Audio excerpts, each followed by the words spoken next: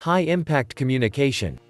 Terms and conditions. Legal notice. The publisher has strived to be as accurate and complete as possible in the creation of this report, notwithstanding the fact that he does not warrant or represent at any time that the contents within are accurate due to the rapidly changing nature of the Internet.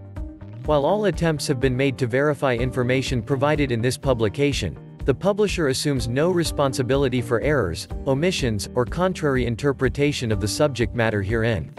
Any perceived slights of specific persons, peoples, or organizations are unintentional. In practical advice books, like anything else in life, there are no guarantees of income made. Readers are cautioned to rely on their own judgment about their individual circumstances to act accordingly. This book is not intended for use as a source of legal, business, accounting, or financial advice. All readers are advised to seek services of competent professionals in legal, business, accounting, and finance fields. You are encouraged to print this book for easy reading. Table of Contents. Foreword. Chapter 1. Communication Basics. Chapter 2. You must first understand yourself and your message. Chapter 3. Learn to use terms that invoke emotions. Chapter 4. Pay attention to body language. Chapter 5. Learn to use terms that spark interest. Chapter 6. The benefits of presenting your message in 1 minute. Wrapping up. Forward. Communication is an important form of getting information across to the other party. However, good, quick and effective deliverance is just as important, as the attention span of most people today is very short, and this is especially so if the material being communicated is rather boring. Get all the info you need here. High-impact communication tips on getting your strongest message across in 1 minute.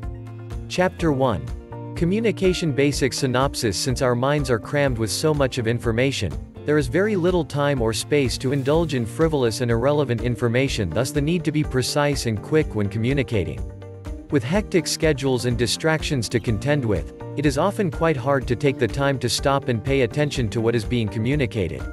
The basics. The following are some recommendations on how to ensure the information being communicated is done so in the shortest possible time frame, and yet fully understood by the receiving party. Perhaps the most effective way of communicating information and having it understood is to ensure there is constant eye contact with the recipient throughout the length of the communication session. This should also be done in a precise and quick time frame where the information is presented as concisely as possible. Getting the recipient to summarize and repeat what has been communicated is also another method of ensuring the information is both heard and understood. This is also another way to ensure the content of the information stays the same as it was presented and there are no additions or distortions to the content. The language design and phrasing should also be in line with the recipient's capability and understating levels. Talking to someone who is not savvy in the technical jargon used will not only be a waste of time and effort, but it would also seem pretentious to those around. This type of communication would not be effective at all. Chapter 2. You must first understand yourself and your message. Synopsis. Problems usually arise when information dispersed is not really understood by the individual doing the disbursement exercise. This has a lot of negative connotations to it, as the said information content may not be dispersed as it was first designed to represent. Herein lies the problem of good communication that is faced by any level in society, which more often than not, results miscommunication or misinterpretation of the said information. Understanding there are three main components of communication, which affects the overall understanding of what is being communicated. These would include the verbal, nonverbal and paraverbal platforms used. The following are some tips on how to ensure the information is first thoroughly understood by the presenter before it is presented to others. By understanding the content of the message intended to be shared with others, the individual presenting the message will ideally utilize either all three of the communication's components, or at the very least two components at any given time. This will allow the recipient of the message the opportunity to fully grasp both the content and its impact meant to be made through the communication session. When the content of the message is completely understood by the individual, he or she will be able to design or choose the suitable verbal, paraverbal or nonverbal messaging style that would effectively get the message across to the receiving party. Without this initial understanding factor, the individual would be hard-pressed to make the presentation of the message impactful enough to get the desired results. Another important effect that is desired from thoroughly understanding the message content before presenting it, is that the consistency in the message itself will be presented in a way that is less confusing and inconsistent according to the perception of the recipient. Chapter 3. Learn to use terms that invoke emotion. Synopsis. For most, the effective impacts desired out of a communicating exercise comes from the importance of being able to invoke some level of emotion both from the presenter and the listener. If the communication is well designed, with this important aspect dominantly featured, then the eventual results of the said communication exercise will bring forth the desired effects. Emotions. Learning how to identify and include terms in the speech pattern and body language will be very useful when trying to focus in invoking some sort of emotion from all involved. Using appropriate trigger words and phrases is one way of achieving this emotional impact. Painting a picture with the choice of words used is the main idea behind the emotion-invoking communication technique. This is very important for the presenter who is focused on making the desired impact on the listener in order to get the results intended. However, it should be also noted that the use of invoking emotions can be something that causes the opposite of the intended impact meant. Therefore, it is very important to identify beforehand the emotions that are being sought after, through the communication exercise, so that the words chosen will rightly describe the actual content of the message intended to be divulged. The following are some recommendations as to the best use of words that will ideally invoke emotions. Using descriptive words and visual words to make it easy for the listener to see the picture in the mind's eye would be one way of invoking the desired emotions. Using smiles and metaphors is another effective way of invoking the desired emotions into the content of the message to make it more impactful. There are also actual words that can be used to invoke strong emotions both in the presentation material and in the overall content intention. Chapter 4. Pay attention to body language. Synopsis. Having the general gist of the message being lost in translation is especially possible when the body language used does not in any way reflect the actual message content intended for the listener. Therefore, it is very important to ensure the appropriate body language is chosen and used to match whatever is being communicated. This is one of the most effective ways of reinforcing the message being communicated. What are they saying? Whether it is for the intention of making a good first impression or for the intention of making a powerful and impacting presentation, the body language that accompanies the communication has to be spot on. Otherwise, the desired results will most certainly not be achieved. Factors such as posture, firm handshakes, eye contact, fidgeting, animated movements, sitting positions, voice levels are all different body language tools that deserve a level of attention to ensure the correct use is parallel to the intended message. Paying attention to the body language being shown by the listener will also help the individual identify the level of interest the listener has towards what is being communicated. This is especially useful, as it can help the communicator change topic, content, style or words and incorporate the ideal and appropriate body language movements to be used to attract the possible waning attention or even enhance the interested attention of the listener.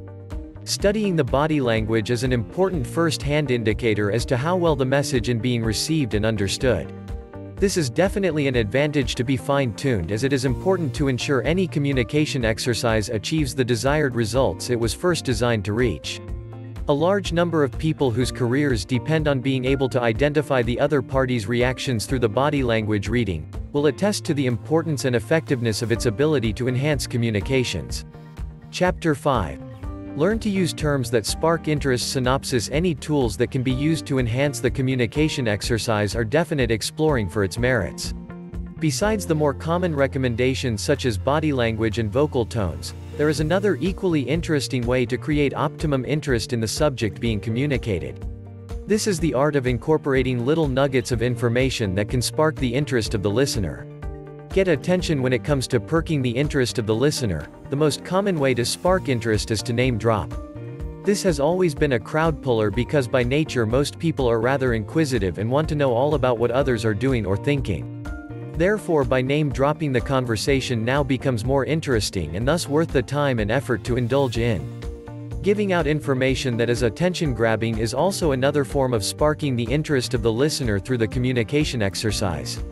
Using facts and figures that create or imply shocking information that is little known will add to the excitement levels of the communication content, thus encouraging and sparking even more interest. Another way to help spark interest is to be well informed in the subject matter that is being discussed. People are often attracted to individuals who are well informed on the topic of discussion. Projecting a seemingly commanding presence by the tone of voice and the topic chosen for discussion is also another way to spark interest from those around. Presentations that are made with voice tones and body language that personifies confidence will ideally create a resonance that attracts interest. Using terms that are positive and encourage interaction is always a welcomed way to ensure participation, and this is often the ingredient that encourages interest. Most people enjoy some form of interactive conversations as it allows them to ask questions and engage with others. Chapter 6. The benefits of presenting your message in 1-minute synopsis. The intended purpose of all communication is to get a specific message across to the other party with the assurance that the intended message is then received and understood. However, with this intention in mind, the individual should also be aware that getting the information across in a concise manner would be more beneficial than taking an endless time frame to do so. The advantage is most people don't have the time of the interest to stop and pay attention to what is being said. Therefore, when the opportunity presents itself, making the most of it efficiently and accurately is the best thing to do. This is especially so for those in the marketing and sales line. Communicating with potential customers is the only way to garner the interest and to make a sale. Therefore, learning to fine-tune the skill of communication with precision is important. Putting some serious thought into the opening sentence when the opportunity arises should be practiced as often as possible. The information and the style of the opening sentence is the only opportunity the presenter will be able to capitalize on, and ensure the attention of the listener is captured and held.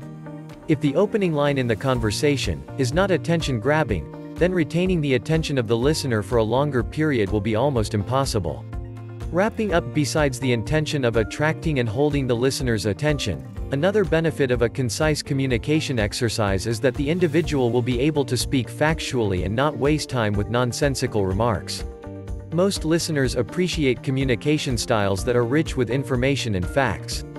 Most attention-grabbing communicative information focuses on these important elements, and this is especially prevalent in the advertising line where time is of the essence. Thank you for watching my video.